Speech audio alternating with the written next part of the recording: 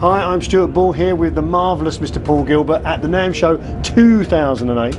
Now, I'm not going to ask you about the vintage modern amp, even though I probably should do, because Nick Bocot's a great friend of mine who's helped me out immensely with meeting you today. But you just did a big speech about how marvellous it was. So I'm going to ask you, you were playing out there, everyone was going crazy, playing great. As normal, how did it feel? Well, it's been a long time since I've actually played inside a NAMM show. Right. I think the first time I played inside a NAMM show was when I was about 17 or 18 years old. And nobody knew who I was, but a crowd gathered around and I was able to start meeting the people that made the gear, which was incredibly exciting.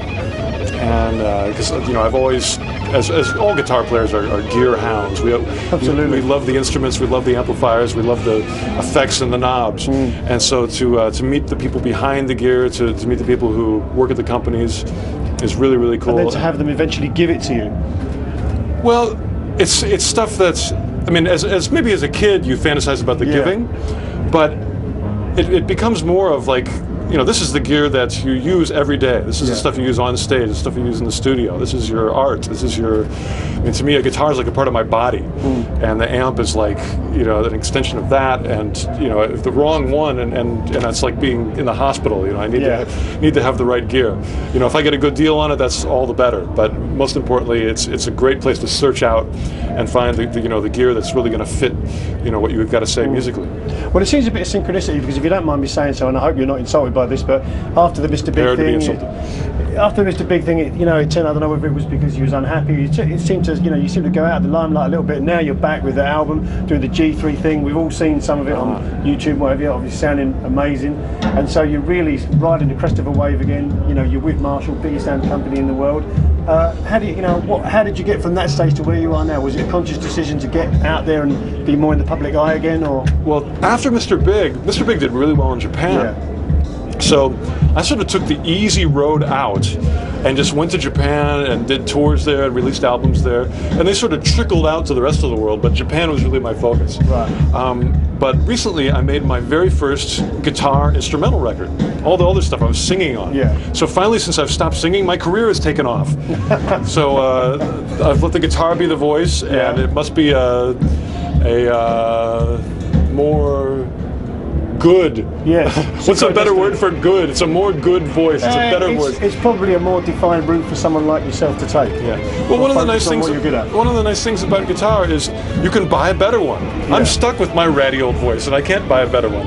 But you can buy a great guitar, you can buy a great amp, and you can get the same gear that your heroes use. That's one of the reasons that I'm excited about Marshall. I mean, when I look back at my record collection I grew up with, Robin Trower, Jimi Hendrix, early Van Halen, everybody from Cheap Trick, Kiss, AC/DC, all those, Pat Travers, all those CD covers or album covers in those days. That was the logo, UFO. So that's where I came from, and it's good to be back. I think also that even if you're the best singer in the world, when you start singing, people just think, well, that's just time that you're eating up where I could be watching you play guitar. That could be true. And it's a challenge. It was fun to do instrumental music because suddenly I really had to focus on the instrument. That's one of the reasons that I've been focusing on the gear more.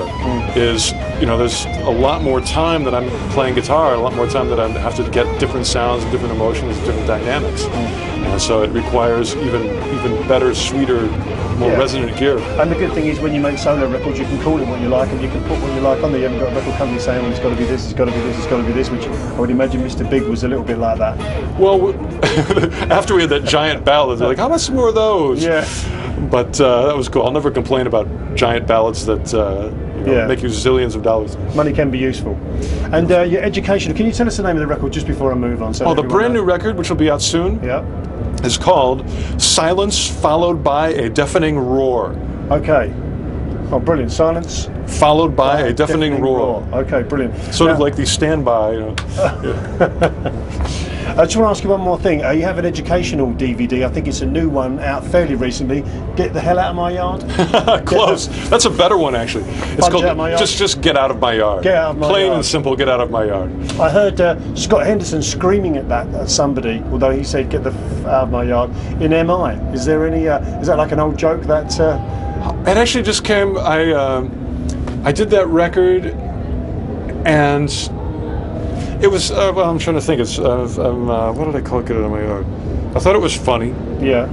And I realized I sort of came to terms with my actual age. Right. I'm not 17 years old anymore. You know, when I made that record, I was 39. Right. And I thought, you know, who am I trying to fool? I'm not some teenage kid anymore. I feel like, especially with my hearing loss, I feel like some old guy going, "You kids, get out of my yard!" You know. And has it ever happened? No, it's more like evangelists. Well, okay. Yeah. Well, we just ask them to forgive you. Yeah, there we go. You've done, and they forgive me and get out of my yard. Okay, Paul, it's been absolutely brilliant talking to you today, and I'd love to see you in the future again, and hopefully get a chance to see more of you when you've been on the tour and the album's out and we get the reaction. And on Lick Library, definitely going to review it and cover it and give everybody a chance to hear a snippet. And it's absolutely fantastic to see you back on top where you should be, playing the guitar like a monster, like you do.